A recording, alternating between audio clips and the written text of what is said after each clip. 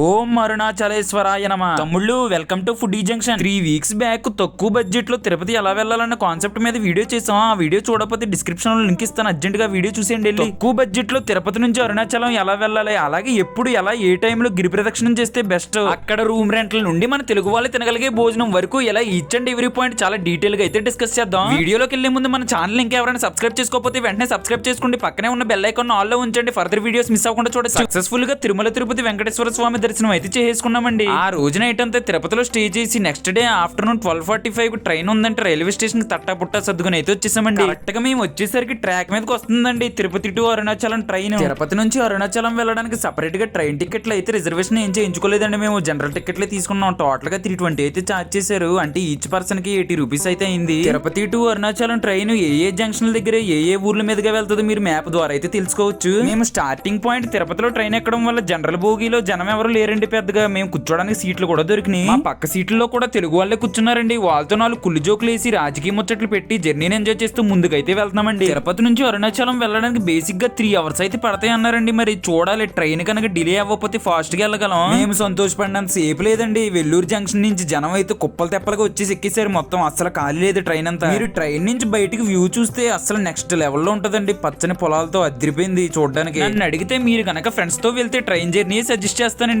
ఆడతా పాడతా ముందుకెళ్ళిపోవచ్చు. ఫైనల్ గా మన తిరువన్నమలై అయితే రీచ్ అయిపోయామండి. అదేంటి ఇదేం ఊరా అనుకుంటున్నారా, అదేనండి మన అరుణాచలం. అరుణాచలాన్ని ఇక్కడ తమిళనాడు వాళ్ళంతా తిరువన్నమలై అని అయితే పిలుస్తారు. రైల్వే స్టేషన్ లో దిగి బయటకు వచ్చి ఒక ఆటో అయితే కట్టించుకున్నామండి. నలుగురు మీద 60 రూపీస్ ఛార్జ్ చేశారు, అంటే ఈచ్ పర్సన్ కి 20 రూపీస్ అయితే అయ్యింది. గుడి ఎంట్రన్స్ రోడ్ కి అయితే వచ్చేసామండి. ఈ పక్కన చాలా సత్రాలు, రూమ్లు, లాడ్జ్లు అయితే ఉంటాయండి. మీరు మాట్లాడుకునే దాని మీద బేస్ అయి ఉంటది అమౌంట్. మేమైతే నలుగురు మీద 1000 రూపీస్ కి ఒక రూమ్ అయితే రెంట్ తీసుకున్నామండి. బానే వచ్చిందని చెప్పుకోవచ్చు ఇక్కడ ఉన్న రూమ్ రెంట్స్ తో పోల్చుకుంటే. అరుణాచలంలో మేము దిగేసరికి ఈవినింగ్ 4 అయితే అయిందండి. ట్రైన్ కొద్దిగా డిలే అయిందనే చెప్పొచ్చు. ఇక ఆ రూమ్ లో శుభ్రంగా ఫ్రెష్ అయ్యి మా స్లిప్పర్స్, లగేజ్ అన్ని రూమ్ లో పాడేసి గుడి దగ్గరికి అయితే వచ్చేసామండి. గుడి బయట వ్యూ చూసుకుంటే ఇలా ఉందండి. రథం అది చూడడానికి అసలు ఎక్సలెంట్ గా ఉందండి. వ్యూ అయితే చాలా బాగుంది. ఇక అక్కడే గుడి బయట కొంతసేపు అటు ఇటు తిరుగుతూ గోపురానికి నమస్కరించుకుని గుడి బయట హారతి కర్పూరం వెలిగించి గిరి ప్రదక్షిణం జర్నీ అయితే స్టార్ట్ చేసేసామండి. ఈ గిరి ప్రదక్షిణం జర్నీ అయితే ఈవినింగ్ 6 కి అయితే స్టార్ట్ చేసామండి. టోటల్ గా 14 కిలోమీటర్స్ ఉంటదంట.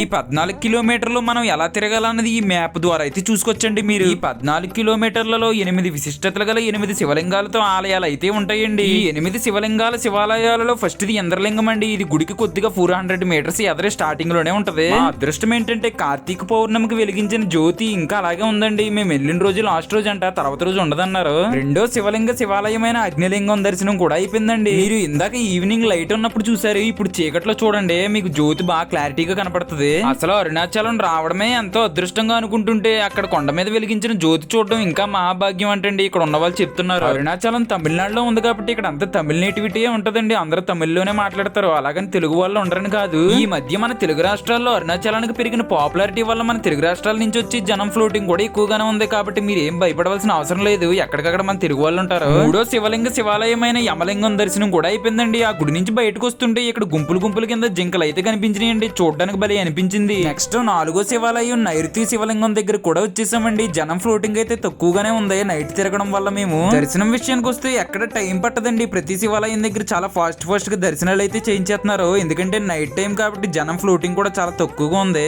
5వ శివాలయమైన వరుణలింగ దర్శనం కూడా అయిపోయిందండి. నేను అడిగితే ఈ గిరి ప్రదక్షిణం ఈవినింగ్ లేకపోతే నైట్ చేయడమే బెస్ట్ అండి, ఎందుకంటే రోడ్డు క్లైమేట్ అంత కూల్ గా ఉంటది. ఫ్రెండ్స్ తో మాట్లాడుకుంటే ఈజీగా వెళ్ళిపోవచ్చు. వీడేంటి నైట్ అంటున్నాడు, జనం ఎవరో తిరగరు కదా, ఏమన్నా తిందామన్నా షాప్స్ అన్ని క్లోజ్ లో ఉంటాయి ఎలాగనుకుంటున్నారా, అలా ఏముండదండి. షాప్స్ అన్ని 24 అవర్స్ ఓపెన్ లోనే ఉంటాయి. జనం కూడా ఎక్కువగానే ఉంటారు, భయపడాల్సిన పని లేదు. అందువల్ల 6వ శివాలయమైన వాయులింగ దర్శనం కూడా అయిపోయిందండి. సక్సెస్ఫుల్ గా కంప్లీట్ చేసుకున్నాం. 6వ లింగం నుంచి 7వ లింగమైన కుబేరలింగం దగ్గరికి రావడానికి చాలా ఫాస్ట్ గా అయితే వచ్చేచ్చండి, చాలా దగ్గరగానే ఉంటది. 14 కిలోమీటర్లలో 8 లింగాల మధ్య వచ్చే దూరం ఎంతో చెప్తాను వినండి. ఇంద్రలింగం స్టార్టింగ్ పాయింట్ అయితే 2, తర్వాత అగ్నిలింగం, 4 తర్వాత యమలింగం, 6 తర్వాత నైరుతిలింగం, 7 తర్వాత వరుణలింగం, 8 తర్వాత వాయులింగం, 10 తర్వాత కుబేరలింగం, 11 తర్వాత ఈశాన్యలింగం. ఆ తర్వాత 14 కిలోమీటర్లకి అరుణాచలేశ్వరుడి దర్శనం అయితే కలుగుతుందండి మనకి. కుబేరలింగం దాటిన తర్వాత ఈ మోక్ష మార్గం అయితే కనిపిస్తుందండి. ఇది మాత్రం మిస్ అవ్వకండి, కన్ఫర్మ్ గా ట్రై చేయండి. ఈ అష్టలింగాలలో చివరిదైన ఈశాన్యలింగ దర్శనం కూడా కంప్లీట్ చేసుకున్నామండి. ఫైనల్ గా అరుణాచలేశ్వర స్వామి గిరి ప్రదక్షిణం కంప్లీట్ చేసేటప్పటికి ఎగ్జాక్ట్ గా 12:50 అయితే అయిందండి. కరెక్ట్ గా నైట్